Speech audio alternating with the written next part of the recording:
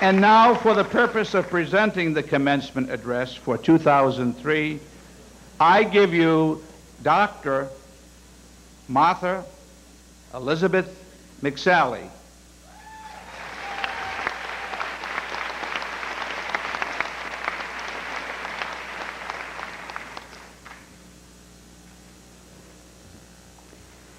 Thank you so much, President Nazarian, Senator Reed, Congressman Kennedy, Congressman Langevin, General Treasurer Tavares, Chairman Caprio, members of the Board of Governors, fellow honorees, distinguished platform guests, there's so many of them, aren't there? Friends and family, and especially the awesome class from Rhode Island College of 2003.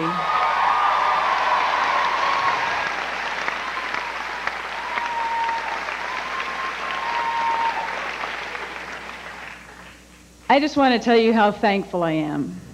I've only been home from Saudi Arabia on my most recent deployment for 3 weeks, and I'm thankful to be back in America, the land of the free and the home of the brave.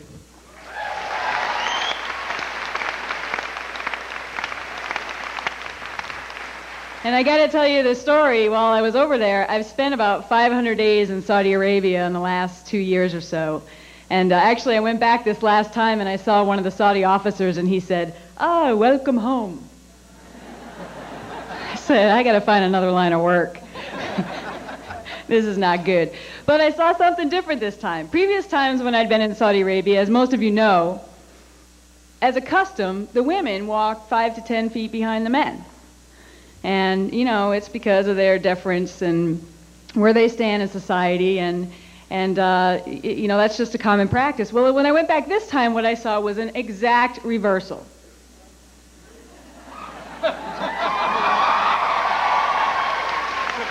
The women, when I went off base, were actually walking 5 to 10 feet in front of the men, all of the wives, you know, in front of the one man.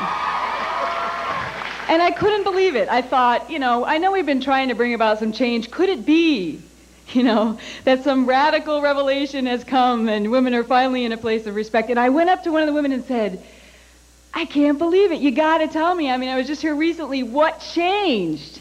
And she said, "Landmines."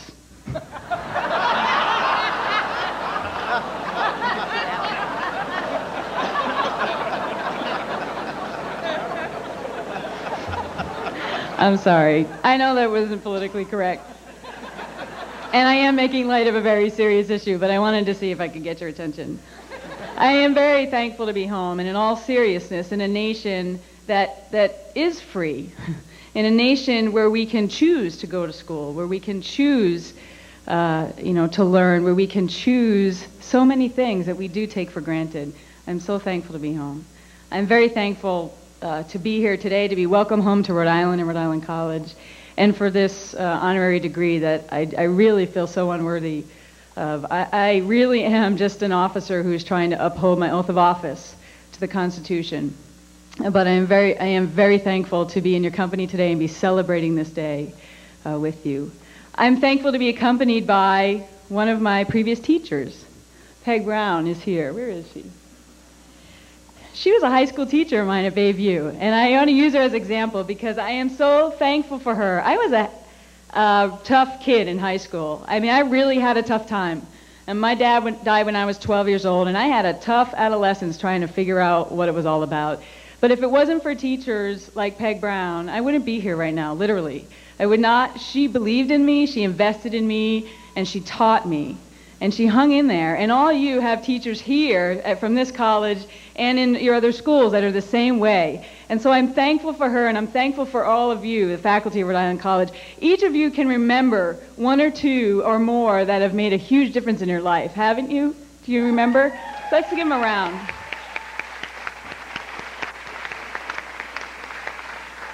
And like you all, I am thankful for my parents and family. As I said, my dad died suddenly at age 49 when I was 12 years old. But he instilled in me principles and values and a lifestyle that has affected me and has set me on the path that I am on. I was so proud of him, and at age 12, I made a commitment to make him proud. And I'm thankful for his contribution to my life and to the society around him. And I'm thankful for the example of my mom, who's here today.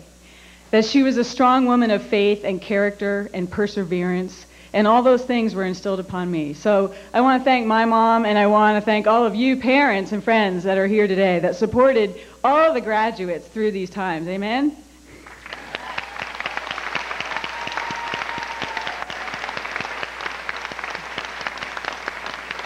And I know this isn't like the Academy Awards, but I do want to say one more thank you, because this does relate to all of us. I want to say thank you to Congressman Langevin, because as you heard, after trying within the executive branch and then the judicial branch, we eventually went through the legislative branch in order to bring about a change to these policies. And although there was unanimous support, Congressman Langevin stepped forward and took the lead in sponsoring the bill that was drafted. And if it wasn't for that leadership and it wasn't for that commitment that you made very real, then we would not be talking about the success of this policy being overturned. So thank you.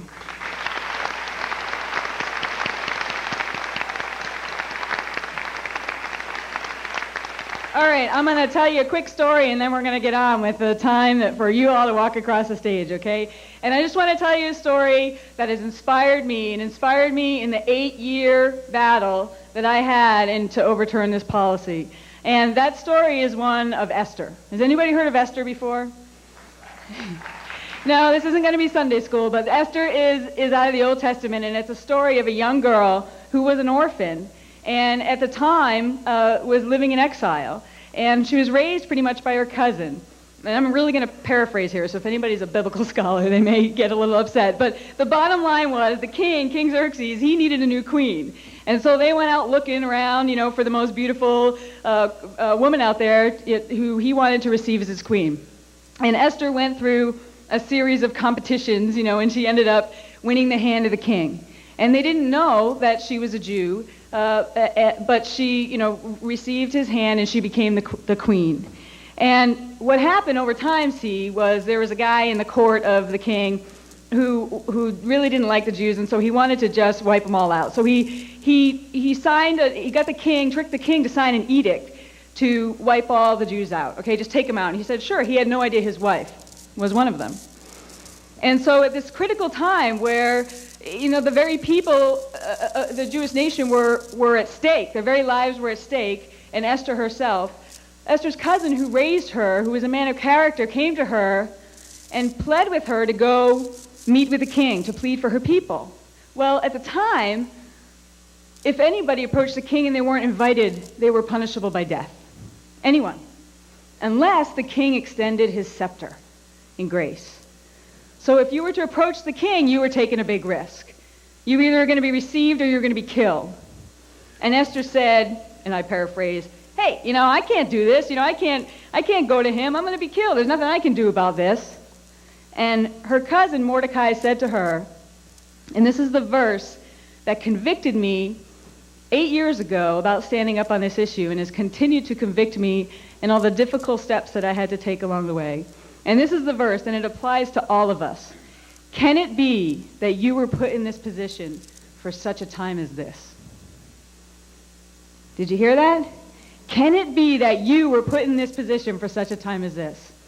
I had been given opportunities to go to the Air Force Academy and to become an officer and become a fighter pilot. A little hard work, lots of good timing. And those opportunities came with responsibility. And that verse convicted me. Can it be that that is the very purpose that I would come to this position? Not so, I could be a cool fighter jock. Not so, I could wear the flight suit around. Not so I could, do all the other things about having, being able to serve our nation and be doing an awesome job. But can it be that the very reason I came to that position was to stand and to sacrifice for that moment? Now, Esther's answer, after much thought, was, if I perish, I perish. I got to do the right thing. So as the story goes, she goes to visit the king. He extends her scepter. And then through the end of the story, that I won't tell you, you're going to have to read it now, she saves the nation. Now, had she not taken that brave step, who knows what would have happened? And she said, if I perish, I perish. And you know what? Sometimes when you step out like that, you perish. I hate to tell you, you perish. But it doesn't matter. It's the choice that you make in that moment to stand on purpose that matters. So that verse has taught me a couple things, along with all the other experiences I've had in my life. The first one is, for all you guys, I want to encourage you, and this is family and friends and faculty too, every day get up and remind yourself that you need to live a purpose-driven life. That every day, there is something that you are called to in that day, in that season, that is purposeful. We're driven by a lot of things, I'll tell you, in society. We're driven by materialism, we're driven by acceptance, we're driven by wanting to be liked, we're driven by wanting to get along with people or wanting to achieve a certain status. But I'll tell you, nobody's ever on their deathbed saying, I wish I spent more time at the office, are they? They're never saying, I wish I just had a little more money, or got one more, status. People reflect on, what is it that I gave? What is it that I did? What did I achieve? Each and every one of us is created with a purpose and a calling. And you guys have all sorts of messages going to you, whether it be, what you believe is inside you or what your parents want you to be or what your teachers want you to be or whatever. You got to go in a quiet place by yourself and figure out, what is my purpose? And live a purpose-driven life. I just want to encourage you that. And the other thing I'll encourage you, and then we can get on with it, is to live every day as if it's your last.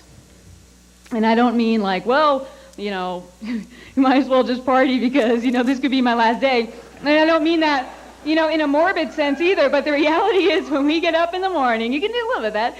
When you get up in the morning, you really don't know. You really don't know. When my dad woke up the morning of his death, he did not know that was his last day. When the people went into the World Trade Center that day to work, they didn't know it was their last day. You don't know. And that can paralyze you in fear. Don't do that. But I mean, the side of it is, I got to live every day like it's like, I'm not going to just sacrifice these next few years so I can get to somewhere else where I want to be. You might not have that time. So every day, get out of bed in the morning, live a purpose-driven life, and live it as if it's your last day. And I'll tell you, more than anything, that has been the most satisfying way to view life and to live my life that I could impart on you guys. As you stand this day, you walk across the aisle, and you head out into your journey ahead, which is exciting and very challenging. So I leave you with, can it be that you were put in this position for such a time as this? God bless you all, and God bless America.